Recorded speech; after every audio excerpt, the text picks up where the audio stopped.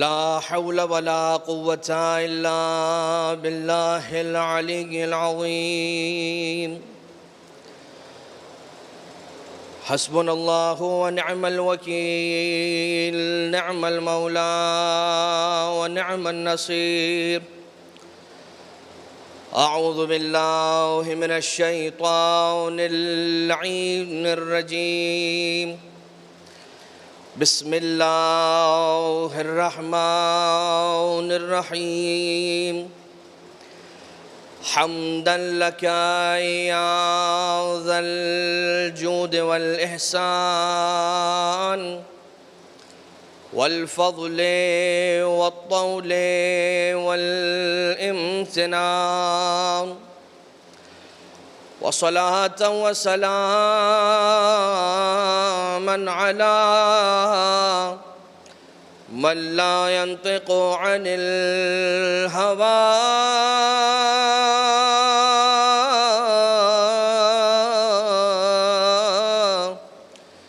إن هو إلا وحي يوحى.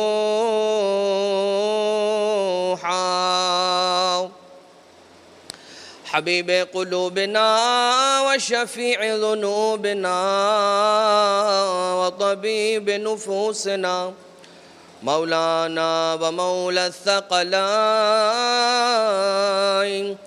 جد الحسن والحسين أبي القاسم المصطفى محمد،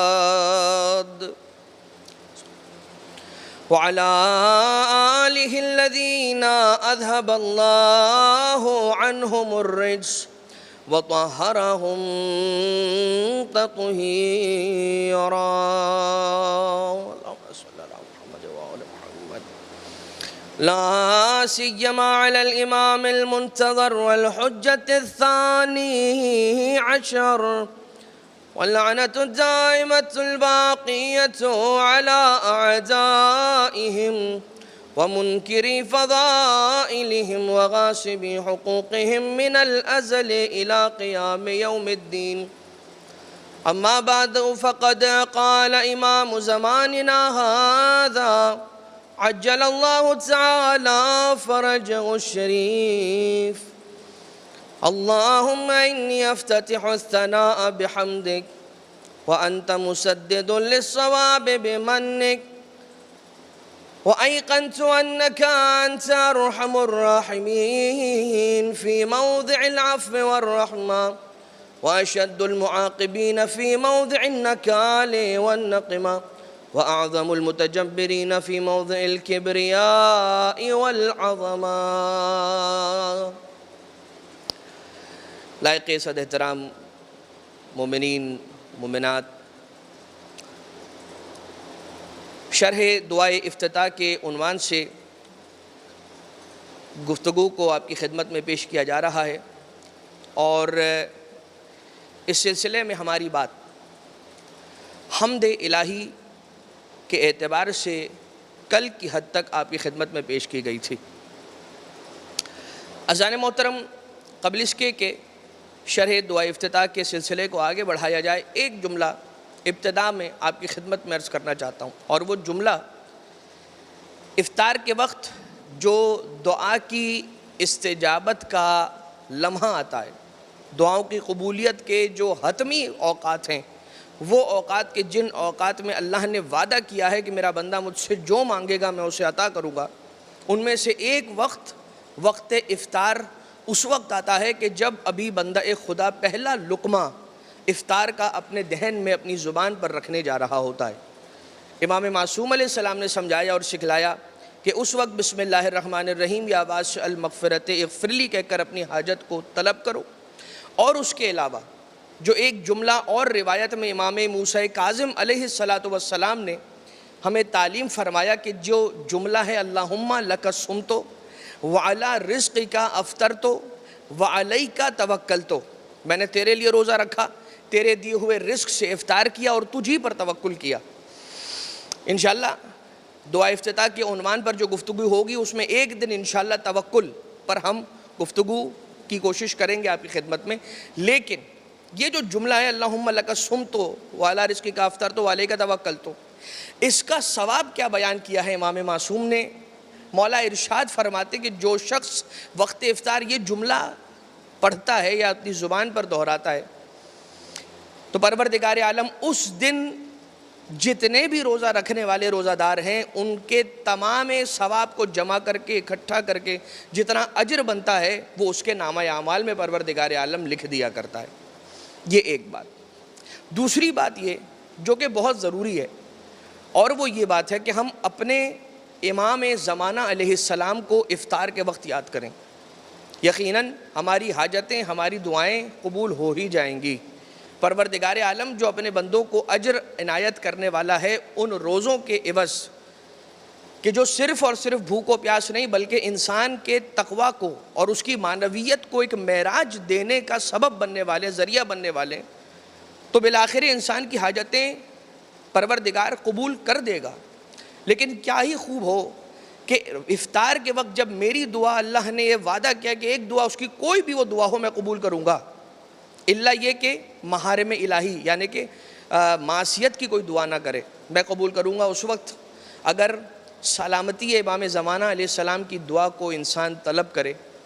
ہم وقت افطار جب جانتے ہیں کہ میری دعا قبول ہونے والی ہے اس وقت امام زمانہ علیہ السلام کو یاد کریں، اور جس وقت میری حاجت کی برابری کا وقت ہو اس وقت امام زمانہ علیہ السلام ہمیں اور آپ کو یاد کریں گے۔ لہٰذا اپنے وقت افطار پر دعائے سلامتی امام زمانہ علیہ السلام کی تلاوت کو فراموش نہ کریں۔ جب بھی موقع ملے، ضروری نہیں ہے کہ روزانہ، جس دن بھی آپ کو یاد آ جائے اور موقع ملے اس کی تلاوت ضرور کریں۔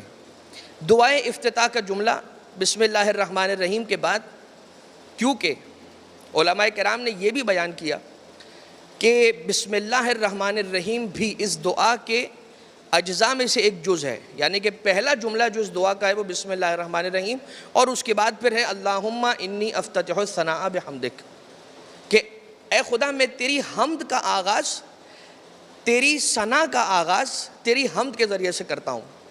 ثنا کسی کی بھی تعریف کرنا کہ جس کا دائرہ بڑا ہے اور حمد کا دائرہ چھوٹا ہے، ٹھیک ہے؟ ہر حمد ثنا ہے مگر ہر ثنا حمد نہیں ہوتی، اس لیے کہ وہ تعریف کہ جو صرف اللہ کو سجتی ہے اس تعریف کو حمد کہا جاتا ہے۔ اچھا، اب آپ یہاں پر میں دو جملے، ایک مولا کائنات علیہ السلام کی مناجات سے حمد کا پیش کرنا چاہتا ہوں اور ایک امام سید سجاد علیہ السلام کی دعا سے مختصر پیش کر کے پھر ہم اگلے جملے کی طرف اور آگے دعا کی جانب بڑھ جائیں گے۔ مولا کائنات علیہ السلام اپنی ایک مناجات کے اندر ارشاد فرماتے ہیں، حمد ہے اس خدا کی کہ جو محتاج نہیں ہے میرا کسی بھی شے میں، کسی فعل میں، کسی ذکر میں، وہ میرا محتاج نہیں ہے مگر پھر بھی مجھ سے دوستی کرتا ہے اور پھر بھی میرے قریب آنا چاہتا ہے۔ کتنی زبردست مثال امام مولا کائنات علیہ السلام پیش کر رہے ہیں اپنی مناجات کے اندر اس جملے کے ذریعے سے کہ اسے میری ضرورت نہیں ہے، وہ مجھ سے بے نیاز ہے، وہ مستغنی ہے، پھر بھی وہ میرے قریب آنے کی کوشش کرتا ہے یا مجھے خود سے قریب کرنے کی کوشش کرتا ہے۔ دنیا کا نظام تو ہم دیکھتے ہی ہیں کہ یہ دنیا اسباب کی ایک دنیا ہے، اللہ نے بھی اسباب کی دنیا سجائی ہوئی ہے، اس کے اندر کوئی عیب کی بات نہیں ہے کہ اگر مجھے اپنے کسی مشکل مسئلے کا حل چاہیے تو اس کے لیے میں بیسٹ پاسبل ریسورسز کو جب تلاش کرنے کے لیے نکلتا ہوں تو ان افراد تک بھی میں رسائی کرتا ہوں اور ان افراد کو بھی میں کانٹیکٹ کرنے کی کوشش کرتا ہوں کہ جو پاسبلی میری مشکل کو حل کر سکتے ہیں، اس کے اندر کوئی اعتراض کی بات نہیں ہے۔ لیکن جب ہمیں کسی کی ضرورت ہوتی ہے تو ہمیں فوراً وہ دوست یاد آ جاتا ہے اور ہم رابطہ کرتے ہیں تو کبھی کبھار یہ جملہ بھی آتا ہے، السلام علیکم، وعلیکم السلام، کیا حال ہے؟ ضرور آپ کو کوئی کام پڑا ہوگا جب بھی آپ کو آج میری یاد آ گئی، ورنہ آپ کہاں ہمیں یاد کرتے ہیں۔ تو یہ دنیا اس طرح سے ہے اور اس کے اندر کوئی عیب بھی نہیں ہے۔ ایک دوسرے کو، دوست کی کیا بات ہوتی ہے، وہ ایک دوسرے کو سمجھتے ہیں، اچھا، اور ایک دوسرے کو فیسیلیٹیٹ کرتے ہیں۔ یہاں پہ پروردگار عالم کے لیے مولا کائنات علیہ السلام مناجات میں کہتے ہیں کہ اسے میری ضرورت نہیں ہے مگر پھر بھی وہ میرے قریب رہنا چاہتا ہے اور مجھے اپنے سے قریب کرنا چاہتا ہے اور مجھ سے دوستی رکھنا چاہتا ہے۔ اور یہ کیا ہے؟ شب جمعہ کے اندر اپنا دسترخوان کرم اللہ بچھاتا ہے. روایت بیان کرتی ہے چوتھے آسمان تک فرشتوں کا آنا، اور آنے کے بعد وہ آسمان کی جو زمین سے قریب ترین آسمان ہے وہاں پر آ کر صدائیں دینا. ہے کوئی مریض کہ جو شفا کا طالب ہو اسے شفا دے دی جائے، ہے کوئی سوال کرنے والا جو علم چاہتا ہو اسے علم عطا کر دیا جائے، ہے کوئی ایسا کہ جو رزق کا خواہاں ہو اسے ہم رزق عطا کر دیں. تو یہاں سے پروردگار عالم اپنے بندے کو اپنی جانب بلاتا ہے. ٹھیک ہے. اور دوسرا جملہ جو چوتھے امام علیہ السلام کی دعاؤں میں سے ایک دعا کا، غالباً دعائے ابو حمزہ صومالی. ابو حمزہ صومالی کون ہے؟ آپ کی کنیت ہے ابو حمزہ صومالی، آپ کا نام ہے ثابت ابن دینار. مولا کے ایکسکلوزیو کمپینینز میں سے ایک ہیں، یعنی کہ امام سید سجاد علیہ السلام کے قریبی ترین صحابیوں میں سے آپ کا نام آتا ہے. سر فہرست جو آپ کے اصحاب ہیں ان میں سے ابو حمزہ صومالی کا نام آتا ہے. ابو حمزہ صومالی نے مولا سید سجاد علیہ السلام کے ساتھ اس وقت بھی قبر امیر المومنین علیہ السلام کی زیارت کا سفر اختیار کیا کہ جب قبر امیر المومنین علیہ السلام عام انسانوں کی نگاہوں سے پوشیدہ تھی، اور صرف مولا سید سجاد علیہ السلام اور خاص اصحاب زیارت امیر المومنین علیہ السلام کے لیے قبر مولا کائنات علیہ السلام پر جایا کرتے تھے. خیر، اس دعا کے اندر مولا ارشاد فرماتے ہیں کہ حمد ہے اس خدا کی کہ جو مجھے ایسے عطا کرتا ہے کہ جیسے میں نے اس کی معصیت کی ہی نہ ہو. یعنی کہ ایک تو وہ لیول ہے کہ میری معصیت پر مجھے معاف کر دینا، ٹھیک ہے میں نے تمہیں معاف کیا اور اس وقت میرے سامنے سے چلے جاؤ اور دوبارہ کبھی مجھے اپنی شکل نہ دکھانا. یہاں پر رب ذوالجلال کا یہ عالم نہیں ہے، معاف تو کرتا ہی کرتا ہے، اس کے بعد اپنی عطا کا سلسلہ بھی نہیں روکتا ہے. جانتا ہے کہ اگلے لمحے جب انسان کو کسی شے کی ضرورت پڑتی ہے پھر سے پروردگار عالم اس کا ہاتھ تھام لیتا ہے. یعنی کہ اگر اس کو میں اس کا نچوڑ آپ کی خدمت میں پیش کرنے کی کوشش کروں تو وہ جملہ یہ ہوگا کہ پروردگار عالم نے اپنی رحمت سے کبھی بھی اپنے بندوں کو نا امید نہیں کیا ہے. یہی وجہ ہے کہ اللہ کی رحمت سے نا امید ہو جانا یہ خود ایک گناہ ہے، اور گناہ صرف عام گناہ نہیں ہے بلکہ گناہ کبیرہ میں سے جو سب سے بڑے گناہ ہیں ان میں سے ایک ہے اللہ کی رحمت سے نا امید ہو جانا کہ جو اتنا رحیم ہے، جو اتنا کرم کرنے والا ہے، جو اتنا رحم کرنے والا اللہ ہے، تم اس سے نا امید ہو گئے. تم اس کے کرم سے، تمہارا گناہ کتنا بڑا ہوگا، تمہاری خطا کتنی بڑی ہوگی، تم کیا سوچ سکتے ہو کہ تمہاری خطا اور تمہارا گناہ کتنا بڑا ہوگا. جتنا بڑا تم اپنے گناہ کو تصور کر سکتے ہو اس سے کئی گنا بڑا، اس سے کئی گنا بڑی پروردگار عالم کی رحمت اور اس کی معافی ہے. جیسا کہ تعقیبات نماز میں پڑھتے ہیں اللہم علم اکن اہلن ان ابلغ رحمتک فرحمتک اہلن ان تبلغنی و تسانی. اے خدا اگر چاہے although میں تیری رحمت کو حاصل کرنے کا اہل نہیں ہوں، لیکن تیری رحمت اس بات کی اہل ہے کہ وہ مجھ تک پہنچ جائے گی. ٹھیک ہے. تو یہ ایک جملہ حمد کے اعتبار سے، دو جملے آپ کی خدمت میں عرض ہو گئے. اب آگے اسی حمد کے کنٹینیویشن اور اسی اللہ کی رحمت اور کرم کا جو کنٹینیویشن ہے اس کو امام علیہ السلام بیان فرما رہے ہیں. چاہے قرآن کریم ہو یعنی کہ قرآن ناطق، قرآن صامت، اور چاہے قرآن صامت کا بیان ہو، قرآن ناطق کا بیان ہو یعنی کہ امام معصوم، یہ دونوں ہی بیان آپ نہج البلاغہ کو دیکھیے، آپ صحیفہ سجادیہ کو دیکھیے، آپ ائمہ طاہرین کی تعلیم کردہ زیارتوں کو، دعاؤں کو دیکھیے. ایک جانب یہ ہو گیا، اور ایک جانب آپ اللہ کے کلام یعنی کہ قرآن کریم کی آیتوں کو دیکھ لیجئے.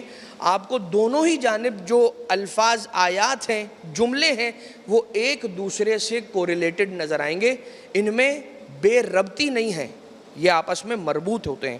خیر وَأَنْتَ مُسَدِّدٌ لِلصَّوَابِ بِمَنِّكَ، اور اے خدا تو ہی وہ تھا کہ جس نے مجھے سیدھی راہ دکھائی، ورنہ میں تو گمراہی کی وادیوں میں بھٹکنے والا تھا اور نہیں معلوم میں بھٹکتا کہاں نکل جاتا. میں تو اے خدا بھٹک چکا تھا، پتہ نہیں کوئی آیا.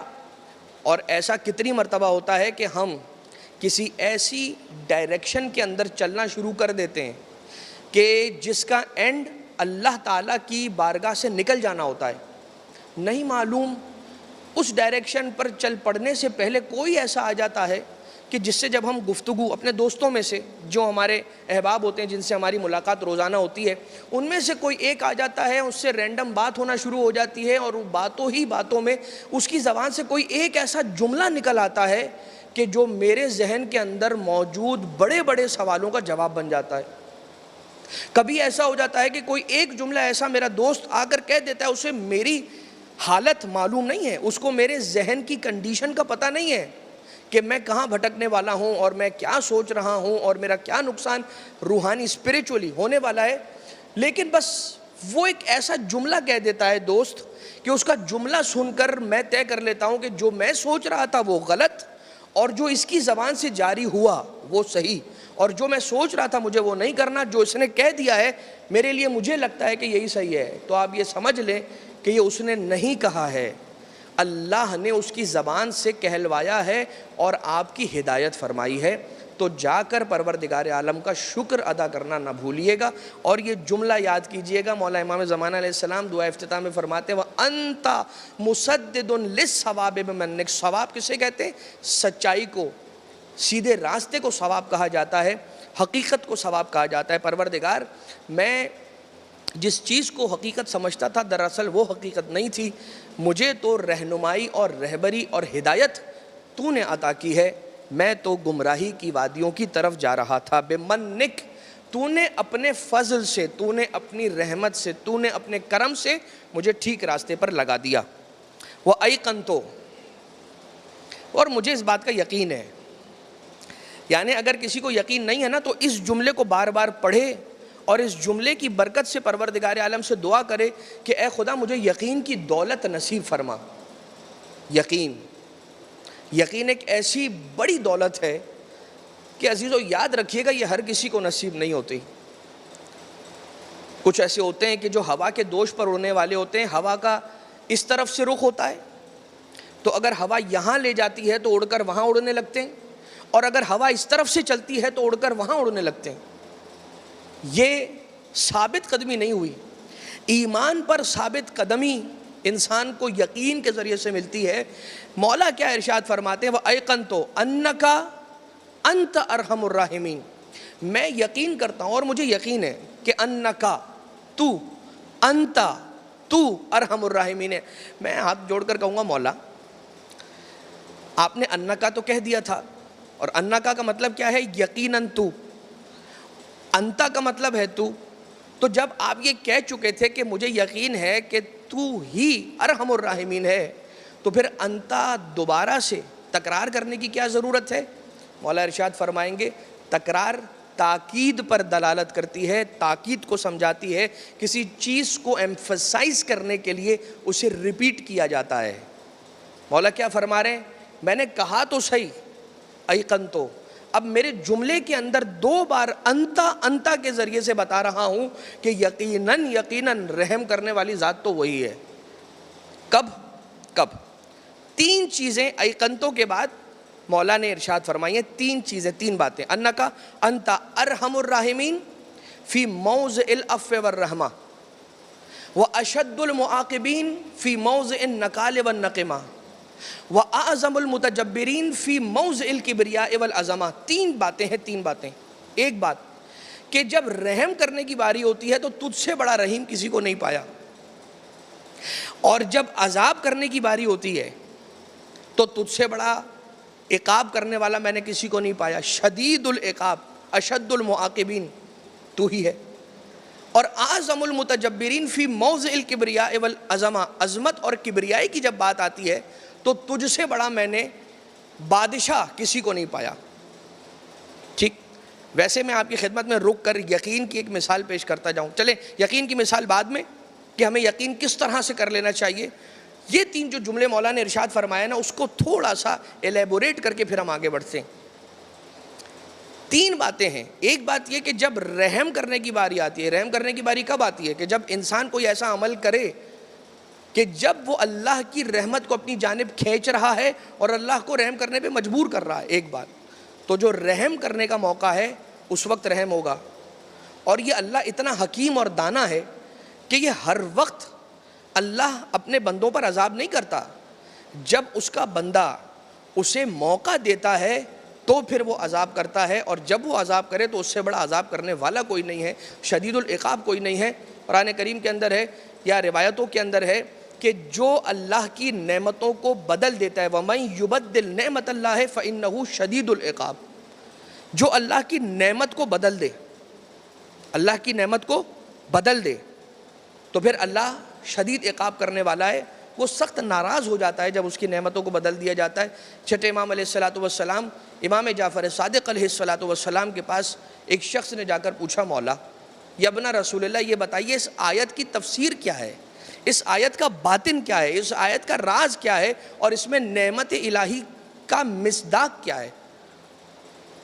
مولا نے ارشاد فرمایا کہ کیا تم نے رسالت مآب سے نہیں سنا کہ یا علی انت نعمت اللہ علی المومنین، کہ اے علی تمہیں اللہ نے مومنین پر اپنی نعمت بنا کر بھیجا ہے۔ تو پھر چھٹے امام علیہ السلام مسکرا کر کہتے ہیں، یاد رکھنا جس نے علی کی نعمت کو کسی اور سے بدل دیا تو پھر اللہ شدید العقاب ہے۔ اور اسی طرح سے صرف مولا کائنات، یہ تو سب سے بڑی نعمت کی بات ہو گئی۔ آپ جتنا نیچے چلتے چلے آئیے، بہت ساری نعمتیں، انسان نعمت کو بدل دے کا مطلب کیا ہے؟ وہی نعمت جو اللہ نے اپنے بندے کو استعمال کر کے، طاقت حاصل کر کے، اپنی اطاعت کے لیے قابل ہونے کے لیے عطا کی تھی، وہ اسی نعمت کو استعمال کر کے اس کی معصیت کرتا ہے۔ یا یہ سمجھ لیجئے کہ جس تھالی میں کھاتا ہے اسی تھالی کو چھید کرتا ہے۔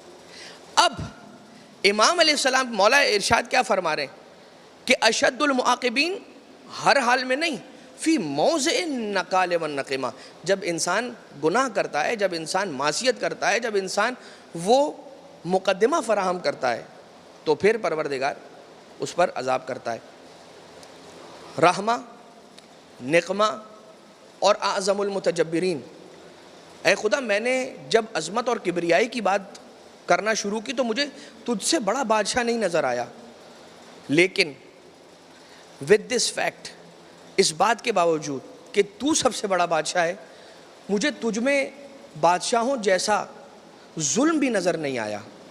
میں دنیا کی کسی بڑی پرسنالٹی کے پاس جب ملنے کے لیے جانا چاہتا ہوں، مجھے کئی دنوں پہلے سے اپوائنٹمنٹ لینا پڑتا ہے، میں وقت طے کرتا ہوں، جب وقت طے ہو جاتا ہے تو کتنی دیر ملاقات کر پاؤں گا اس کا وقت بھی طے ہوتا ہے، اس سے 1 منٹ کم 1 منٹ زیادہ ملاقات نہیں کر پاتا۔ مگر اے خدا تیرا دروازہ ایسا دروازہ ہے جو کبھی بند ہی نہیں ہوتا۔ میں عام بادشاہ کو اگر کسی غلط وقت پر فون کر دوں اور اس سے رابطہ کر دوں تو مجھے یہ کمنٹ سننے کو ملتا ہے کہ یہ کتنا آڈ وقت تھا مجھے فون کرنے کا، یا یہ کتنا آڈ وقت تھا مجھ سے رابطہ کرنے کا۔ مگر اے خدا تیرے پاس تو کوئی وقت آڈ وقت ہے ہی نہیں، رات کی سحر کا وقت ہو یا دن میں سورج کی تمازت کا وقت ہو، جب سائل سوال کرنے والا تیری بارگاہ میں آنا چاہتا ہے تیرا دروازہ کھلا ہے۔ مولا سید سجاد علیہ السلام فرماتے ہیں، غلقت الملوک ابوابہا وقامت علیہا حراسہا وحجابہا وخلا کل حبیب بحبیبہ وبابک مفتوح للسائلین۔ دنیا کے بادشاہ جتنے ہیں انہوں نے اپنے دروازوں کو بند کر دیا ہے، صرف دروازہ بند کر کے چلے نہیں گئے ہیں بلکہ ان پر پہرے دار لا کر کھڑے کر دیے گئے ہیں۔ دنیا کے جتنے دوست احباب آپس میں ملتے ہیں میٹنگز کرنے کے لیے، بیٹھک لگانے کے لیے، کچہری کرنے کے لیے، رات اتنی گہری ہو چکی ہے کہ یہ سب اب اپنے اپنے گھروں کو واپس جا چکے ہیں، اب سناٹا بہت طاری ہو گیا ہے، اور خلا کل حبیب بحبیبہ، ہر دوست اپنے دور سے جدا ہو گیا ہے۔ وبابک مفتوح للسائلین، لیکن اے خدا تیرا دروازہ ابھی بھی کھلا ہے، اگر کوئی سوال کرنے والا آتا ہے تو تیرا دروازہ اسے کھلا ہی ملتا ہے، کبھی بند نہیں ملتا، اسے دھتکارا نہیں جاتا۔ اے خدا تو کتنا کریم ہے، اس کھلے ہوئے دروازے کے باوجود بھی اتنا بڑا کریم عظیم دروازہ اگر میرے پاس ہے، اور اس کے باوجود اگر میں اس دروازے پر آ کر کرم کی بھیک نہ مانگوں تو اے خدا مجھ سے بڑا شقی اور مجھ سے بڑا بد توفیق کون ہوگا؟ لہٰذا اے خدا مجھے یہ توفیق دے کہ میں، اگر انسان ہوں غلطی ہو سکتی ہے، کبھی میں گناہوں کی رو میں بہہ بھی جاؤں تو پھر بالآخر مجھے یہ یاد رہے کہ تیرا دروازہ تو ہمیشہ کھلا ہے، میں تیرے دروازے پر تو کبھی بھی پلٹ کر آ سکتا ہوں، لہٰذا مجھے اپنے در پر پلٹنے کی توفیق عنایت فرما۔ اس کو اگر میں امام کی تعلیم کردہ دعا کی ٹرمینالوجی میں کہوں تو اسے کہا جاتا ہے اتوب اللہ. وہ جو ہم پڑھنے والے ہیں شب قدر کی دعاؤں میں اعمال میں اتوب اللہ اتوب اللہ اتوب اللہ مینز واٹ اتوب اللہ. اتوب اللہ میں واپس آتا ہوں اللہ کی طرف, میں واپس آتا ہوں اللہ کی طرف, میں واپس آتا ہوں اللہ کی طرف. کہاں سے واپس آتا ہوں؟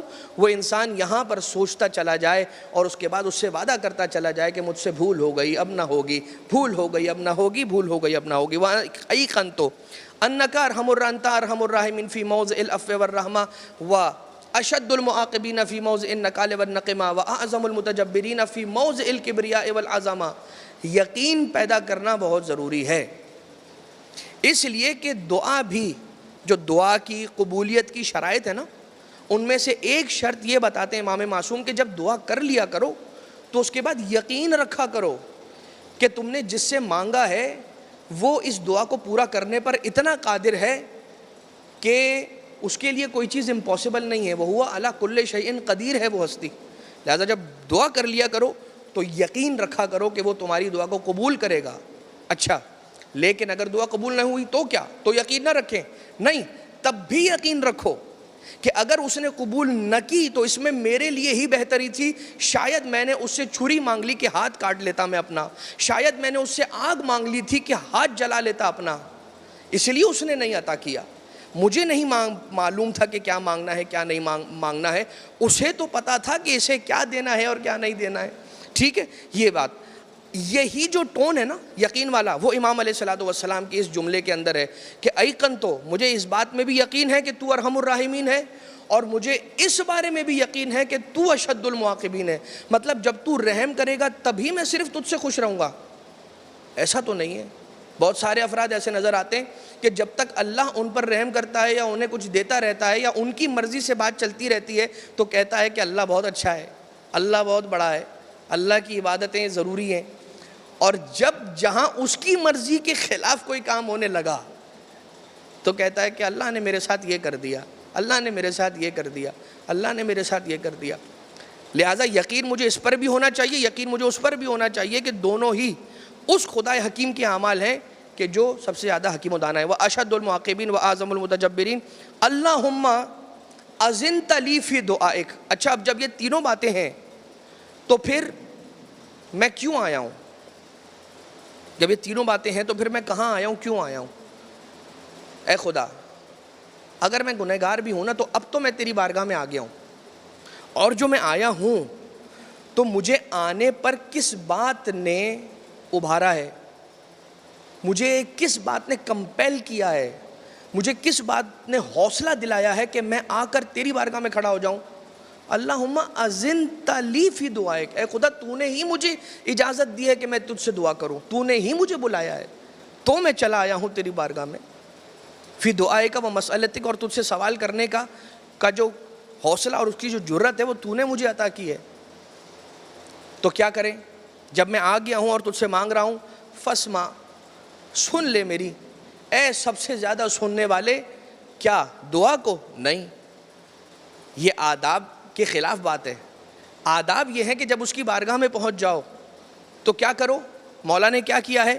اللہم انی افتتح الثناء بحمدک, میں تیری حمد سے اپنی بات کا آغاز کرتا ہوں. آتے ساتھ ہی دعا مجھے یہ چاہیے, مجھے یہ چاہیے, مجھے یہ چاہیے, وہ بھی قبول ہوگا. لیکن اس کی شان یہ ہے کہ جب اس کی بارگاہ میں آ کے کھڑے ہو جاؤ تو ایک چھوٹے سے پروٹوکول کو اس کے احترام کے ایسے ادا کرو کہ پہلے اس کی حمد و ثنا کو بجا لاؤ. اور ہم نے کل عرض کیا کہ الحمدللہ کما ہوا اہلو, اس سے بہتر اللہ کی حمد کرنے کے لیے اور کوئی جملہ امام معصوم نے تعلیم نہیں فرمایا. دی بیسٹ سینٹینس اور جملہ فار حمد الہی از الحمدللہ کما ہوا اہلو. تو یہاں پر مولا کیا سکھا رہے ہیں کہ جب آ کر کھڑے ہو گئے اور اسے کچھ سنانا چاہتے ہو تو پہلے اسے اپنی دعا نہ سناؤ, پہلے اسے اس کی حمد سناؤ اور یہ کہو فاسمع یا سمیع مدحتی, تو سن لے میری زبان سے اے سننے والے اپنی حمد کو. وَأَجِبْ یا رحیم و دعوتی, اور قبول کر لے اے رحم کرنے والے میری دعا کو. وَأَقِلْ یا غفور و اسرتی, اور معاف کر دے اے غفران اور غفار اور معاف کرنے والے میری لغزشوں کو اور خطاؤں کو. کہ میں کمزور ہوں, دنیا کی گرمی مجھ سے برداشت نہیں ہوتی، جہنم کی گرمی اور آگ کو کیسے برداشت کروں گا؟ یہ ہڈیاں اتنی نرم ہیں اور اتنی کمزور ہیں کہ ذرا زور سے چوٹ لگ جائے تو ٹوٹ کر دو ٹکڑے ہو جاتی ہے۔ تو اے خدا، داروغہ جہنم جب ضرب لگائے گا تو میں کیسے برداشت کروں گا؟ تو اے خدا مجھے یقین ہے کہ تجھ سے جس نے اپنی امید کو جوڑا ہوگا تو کبھی اسے خالی نہیں پلٹائے گا اور اسے اپنی ذات سے دور نہیں کرے گا۔ عزیزان محترم، حمد، امام زمانہ علیہ الصلوۃ والسلام نے 18 سٹینزاز ہیں حمد کے، لیکن انہی 18 سٹینزاز کے اندر حمد کے ساتھ ساتھ اللہ کی نعمتوں کا بھی ذکر ہے، وہ انشاءاللہ آگے آنے والے دنوں میں پیش کیا جاتا رہے گا۔ لیکن عزیزو، ایک ایسا زخمی بھی ہے کہ جو گرم ریت پر اپنی زخمی جبین رکھ کر اللہ کی حمد کر رہا ہے۔ ایک ایسا بھی حمد کرنے والا اللہ کا بندہ ہے کہ جو جانتا ہے کہ اب کچھ دیر کے بعد میری اولاد یتیم ہو جانے والی ہے، اس کے باوجود بھی سر کو سجدے میں رکھ کے اللہ کی حمد کر رہا ہے۔ اور اس کی حمد کے جملے کیا ہیں جانتے ہیں؟ وہ یہ کہہ رہا ہے، کون ہے؟ نواسہ رسول ہے۔ شان ہے اس نواسہ رسول کی کہ ان کی زبان سے یہ جملے نکلیں۔ کیا جملے؟ ترکت الخلق ترا لہواک وایتمت العیالی لیک اراک۔ اے خدا، میں نے تجھ سے ملاقات کے لیے یہ ساری دنیا چھوڑ دی ہے۔ اے خدا، میں نے تیری بارگاہ میں آنے کے لیے، سرخرو ہونے کے لیے اپنی اولاد کو تک یتیم کروا دیا ہے، بس تو مجھ سے راضی ہو جا۔ یہاں سے حمد کرنے والا اس عالم میں ایسی حمد کر رہا ہے تو اللہ کی بارگاہ سے کیا آواز آ رہی ہے؟ یا ایتھا النفس المطمئنہ ارجعی الی ربک راضیۃ مرضیہ۔ اے حسین، بس تیرا امتحان یہاں ختم ہوا، اب تو آ جا، مگر تیری رضا میرے لیے سب سے زیادہ ضروری ہے۔ پہلے تو راضی ہو جانا اور میں تو تجھ سے راضی ہی ہوں، اور اب اس بارگاہ میں آ جا، سرخرو ہو جا کہ یہاں حوض کوثر کے کنارے علی ابن ابی طالب منتظر ہیں، نانا رسول خدا منتظر ہیں، نانی فاطمہ، دادی فاطمہ زہرا منتظر ہیں۔ بس عزیزان محترم، مولا حسین علیہ السلام ہیں، سر اور تن کے درمیان جیسے ہی جدائی ہوئی ہے، ایک مرتبہ خیموں کو جلایا گیا، جلتے خیموں کی خاک ہے، ایک بچی 4 سالہ جلتے ہوئے خیموں سے مقتل کی جانب آتی ہے، روتے روتے یہی کہہ رہی ہوتی ہے، بابا سکینہ کی خبر لو بابا، ارے یہ یتیموں کو تماچے مارتے ہیں، ارے یہ بیواؤں کا سامان لوٹتے ہیں، ارے بابا آپ کی سکینہ یتیم ہو گئی، شمر نے کوڑے مارے، کانوں سے بالیوں کو چھین لیا، کبھی تماچے مارے، کبھی دکھا دکھا کر پانی گرا دیا گیا۔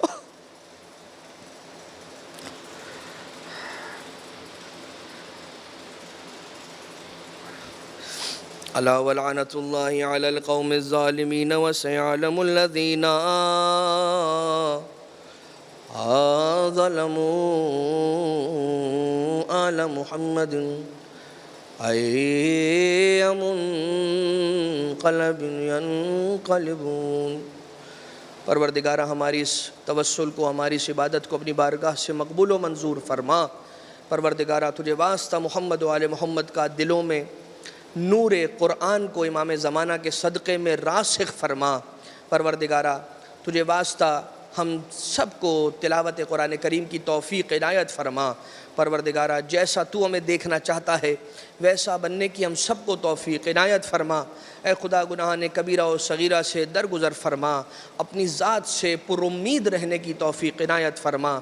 امام زمانہ علیہ السلام کو ہم سب سے راضی و خوشنود فرما۔ امام کے صدقے میں مومنین کی پریشانیوں کو حل فرما۔ امام کے صدقے میں اے خدا اس وبائی امراض سے تمام کو محفوظ فرما۔ امام کے صدقے میں جتنے مریض و الاحوال ہیں تمام کو شفائے کلی عنایت فرما۔ ہمیں امام کے اعوان و انصار میں شمار فرما، اور اپنے گھروں کے ماحول کو امام کی تعلیمات کے مطابق ڈھالنے کی ہم سب کو توفیق عنایت فرما۔ ایک سورہ فاتحہ کی تلاوت کی گزارش ہے۔ مرحوم حسین محمد علی مولو اور ان کے خاندان کے تمام مرحومین، مرحومہ خیر النساء رحمۃ اللہ ماؤ جی اور ان کے خاندان کے تمام مرحومین، مرحومہ کلثوم بائی عبداللہ سوم جی، مرحوم اکبر فاضل دھیرانی، مرحوم قاسم علی محمد علی دینا، مرحومہ فاطمہ بائی جمعہ لاڈک، مرحوم منیر احمد شریف، مرحومہ معصومہ بائی علی محمد وسرام، مرحومہ ممتاز بانو برکت علی ڈایانی، مرحوم حیدر علی عبدالحسین ماؤ جی، مرحومہ زینب بائی رجب علی خاکو، مرحوم رجب علی حسن علی راجانی اور ان کے خاندان کے تمام مرحومین، مرحومہ زہرا بانو ولی محمد اور ان کے خاندان کے تمام مرحومین، مرحومہ فاطمہ بانو ولی محمد اور ان کے خاندان کے تمام مرحومین، مرحوم رمضان علی ولی محمد اور ان کے خاندان کے تمام مرحومین، مرحوم یوسف علی ابراہیم سابو والا اور ان کے خاندان کے تمام مرحومین، مرحوم ساجد حسن محمد رضا راجانی، بانیان مجلس کے تمام مرحومین، کل مرحومین مومنین اور مرحومات مومنات، شہدائے ملت جعفریہ، مراجع اعظام اور خاص طور سے وہ مرحومین مومنین، مرحومات مومنات جن پر کوئی فاتحہ پڑھنے والا نہ رہا، رحم اللہ من قرأ الفاتحہ۔ بسم اللہ الرحمن الرحیم، الحمدللہ رب العالمین، الرحمن الرحیم، مالک یوم الدین، ایاک نعبد و ایاک نستعین، اہدنا الصراط المستقیم، صراط الذین انعمت علیہم غیر المغضوب علیہم ولا الضالین۔ اللهم اغفر للمؤمنين والمؤمنات والمسلمين والمسلمات الأحياء منهم والأموات، تابع بيننا وبينهم بالخيرات إنك مجيب الدعوات إنك على كل شيء قدير برحمتك يا أرحم الراحمين.